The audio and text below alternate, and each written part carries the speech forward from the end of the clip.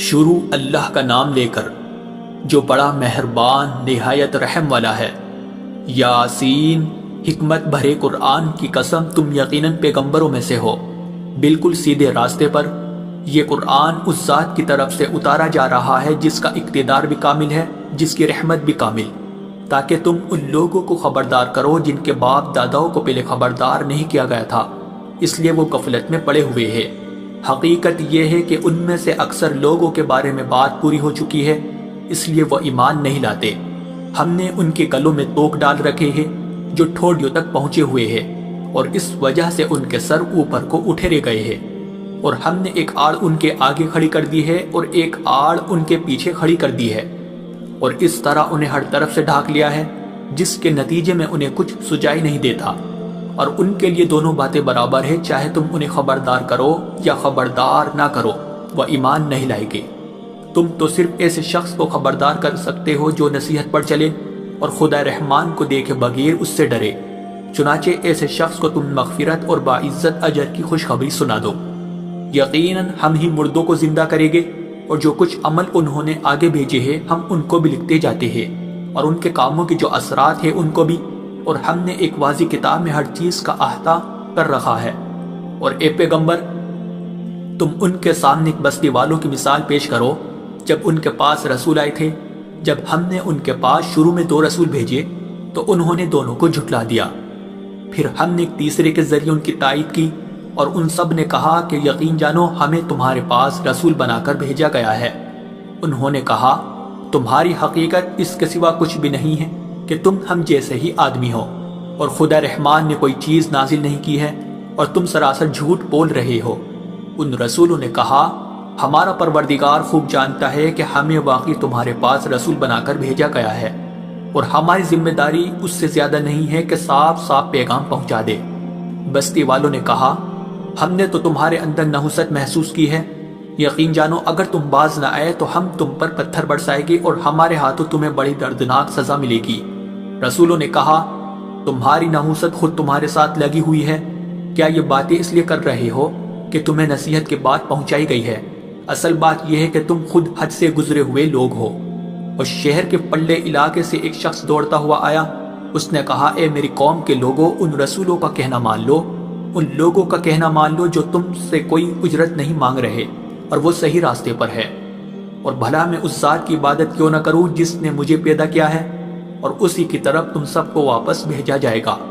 بھلا کیا اسے چھوڑ کر میں ایسوں کو معبود مانوں کہ اگر خدا رحمان مجھے کوئی نقصان پہنچانے کا ارادہ کر لے تو ان کی سفارش میرے کسی کام نہ آئے، اور نہ وہ مجھے چھڑا سکے۔ اگر میں ایسا کروں گا تو یقیناً میں کھلی گمراہی میں مبتلا ہو جاؤں گا۔ میں تو اپنے پروردگار پر ایمان لا چکا، اب تم بھی میری بات سن لو۔ آخرکار بستی والوں نے اسے قتل کر دیا، اور اللہ کی طرف سے اس سے کہا گیا کہ جنت میں داخل ہو جاؤ۔ اس نے جنت کی نعمتیں دیکھ کر کہا کہ کاش میری قوم کو معلوم ہو جائے کہ اللہ نے کس طرح میری بخشش کی ہے اور مجھے باعزت لوگوں میں شامل کیا ہے۔ اور اس شخص کے بعد ہم نے اس کی قوم پر آسمان سے کوئی لشکر نہیں اتارا، اور نہ ہمیں اتارنے کی ضرورت تھی، وہ تو بس ایک ہی چنگھاڑ تھی جس سے وہ ایک دم بجھ کر رہ گئے۔ افسوس ہے ایسے بندوں کے حال پر، ان کے پاس کوئی رسول ایسا نہیں آیا جس کا وہ مذاق نہ اڑاتے رہے ہو۔ کیا انہوں نے نہیں دیکھا کہ ان سے پہلے ہم نے کتنی قوموں کو اس طرح ہلاک کر چکے ہیں کہ وہ ان کے پاس لوٹ کر نہیں آتے؟ اور یہ جتنے لوگ ہیں ان سبھی کو اکٹھا کر کے ہمارے سامنے حاضر کیا جائے گا، اور ان کے لیے ایک نشانی وہ زمین ہے جو مردہ پڑی ہوئی تھی، ہم نے اسے زندگی عطا کی، اور اس نے غلہ نکالا جس کی خوراک یہ کھاتے ہیں، اور ہم نے اس زمین میں کھجوروں اور انگوروں کے باغ پیدا کیے، اور ایسا انتظام کیا کہ اس میں سے پانی کے چشمے پھوٹ نکلے تاکہ یہ اس کی پیداوار میں سے کھائے، حالانکہ اس کو ان کے ہاتھوں نے نہیں بنایا تھا۔ کیا پھر بھی یہ شکر نہیں کریں گے؟ پاک ہے وہ ذات جس نے ہر چیز کے جوڑے جوڑے پیدا کیے ہیں، اس پیداوار کے بھی جو زمین اگاتی ہے، اور خود ان انسانوں کے بھی اور ان چیزوں کے بھی جنہیں یہ لوگ ابھی جانتے تک نہیں ہیں۔ اور ان کے لیے ایک اور نشانی رات ہے، ہم اس پر سے دن کا چھلکا اتار لیتے ہیں تو وہ یکایک اندھیرے میں رہ جاتے ہیں، اور سورج اپنے ٹھکانے کی طرف چلا جا رہا ہے۔ یہ سب اس ذات کا مقرر کیا ہوا نظام ہے جس کا اقتدار بھی کامل ہے، جس کا علم بھی کامل۔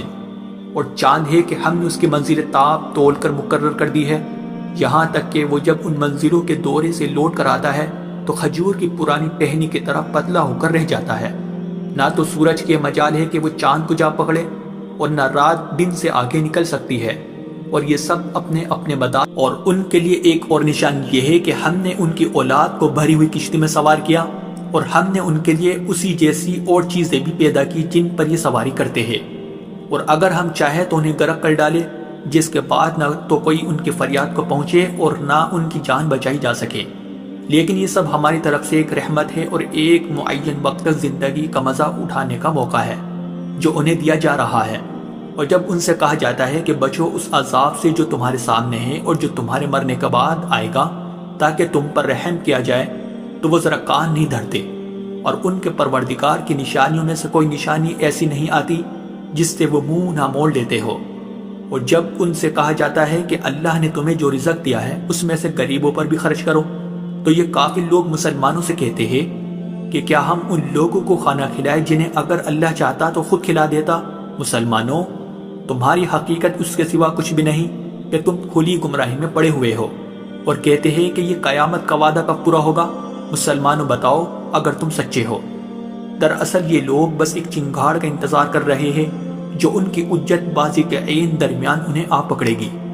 پھر نہ یہ کوئی وصیت کر سکے گے اور نہ اپنے گھر والوں کے پاس لوٹ کر جا سکے گے،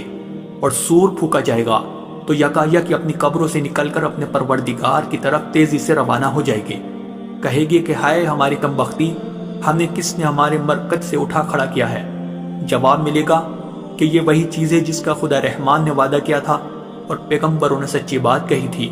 اور کچھ نہیں، بس ایک زور کی آواز ہوگی جس کے بعد یہ سب کے سب ہمارے سامنے حاضر کر دیے جائیں گے۔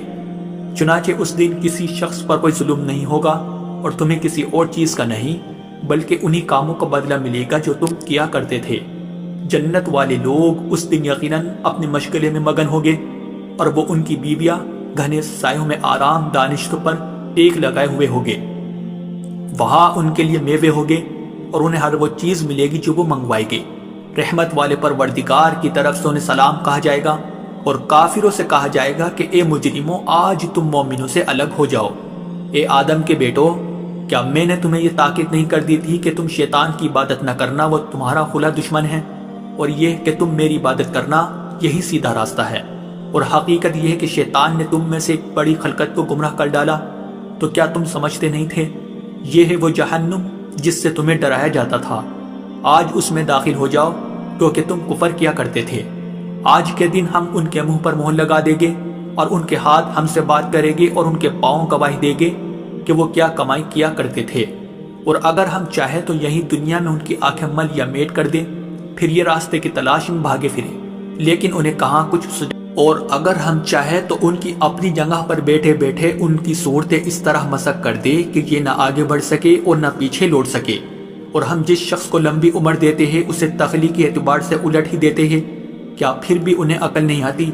اور ہم نے اپنے ان پیغمبروں کو نہ شاعری سکھائی ہے اور نہ وہ ان کے شایان شان ہیں، یہ تو بس ایک نصیحت کی بات ہے، اور ایسا قرآن جو حقیقت کو کھول کھول کر بیان کرتا ہے تاکہ ہر اس شخص کو خبردار کرے جو زندہ ہو، اور تاکہ کفر کرنے والوں پر حجت پوری ہو جائے۔ اور کیا انہوں نے یہ نہیں دیکھا کہ ہم نے اپنے ہاتھوں کی بنائی ہوئی چیزوں میں سے ان کے لیے مویشی پیدا کیے، اور یہ ان کے مالک بنے ہوئے ہیں، اور ہم نے ان مویشیوں کو ان کے قابو میں دے دیا ہے؟ چنانچہ ان میں سے کچھ وہ ہے جو ان کی سواری بنے ہوئے ہیں، اور کچھ وہ ہے جنہیں یہ کھاتے ہیں، نیز ان کو ان مویشیوں سے اور بھی فائدہ حاصل ہوتے ہیں اور پینے کی چیزیں ملتی ہے، کیا پھر بھی یہ شکر نہیں بجا لائے گی؟ اور انہوں نے اللہ کو چھوڑ کر اس امید پر دوسرے خدا بنا رکھے ہیں کہ انہیں ان سے مدد ملے، حالانکہ ان میں یہ طاقت ہی نہیں ہے کہ ان کی مدد کر سکے، بلکہ وہ ان کے لیے ایک ایسا مخالف لشکر بنے گے جسے قیامت میں ان کے سامنے حاضر کر لیا جائے گا۔ غرض اے پیغمبر، ان کی باتیں تمہیں رنجیدہ نہ کریں، یقین جانو ہمیں سب معلوم ہے کہ یہ کیا کچھ چھپاتے اور کیا کچھ ظاہر کرتے ہیں۔ اور کیا انسان نے یہ نہیں دیکھا کہ ہم نے اسے نطفے سے پیدا کیا تھا، پھر اچانک وہ کھلم کھلا جھگڑا کرنے والا بن گیا؟ ہمارے بارے میں تو وہ باتیں بناتا ہے اور خود اپنی پیدائش کو بھلا بیٹا ہے، کہتا ہے کہ ان ہڈیوں کو کون زندگی دے گا جبکہ وہ گل چکی ہوگی؟ کہہ دو کہ ان کو وہی زندگی دے گا جس نے انہیں پہلی بار پیدا کیا تھا، اور وہ پیدا کرنے کا ہر کام جانتا ہے۔ وہی ہے جس نے تمہارے لیے سرسبز درخت سے آگ پیدا کر دی ہے، پھر تم ذرا سی دیر مجھ سے سلگانے کا کام لیتے ہو۔ بھلا جس ذات نے آسمانوں اور زمین کو پیدا کیا ہے، کیا وہ اس بات پر قادر نہیں ہے کہ ان جیسوں کو دوبارہ پیدا کر سکے؟ کیوں نہیں، جبکہ وہ سب کچھ پیدا کرنے کی پوری مہرت رکھتا ہے۔ اس کا معاملہ تو یہ ہے کہ جب وہ کسی چیز کا ارادہ کر لے تو صرف اتنا کہتا ہے کہ ہو جا، بس وہ ہو جاتی ہے۔ غرض پاک ہے وہ ذات جس کے ہاتھ میں ہر چیز کی حکومت ہے، اور اسی کی طرف تم سب کو آخر کار لے جایا جائے۔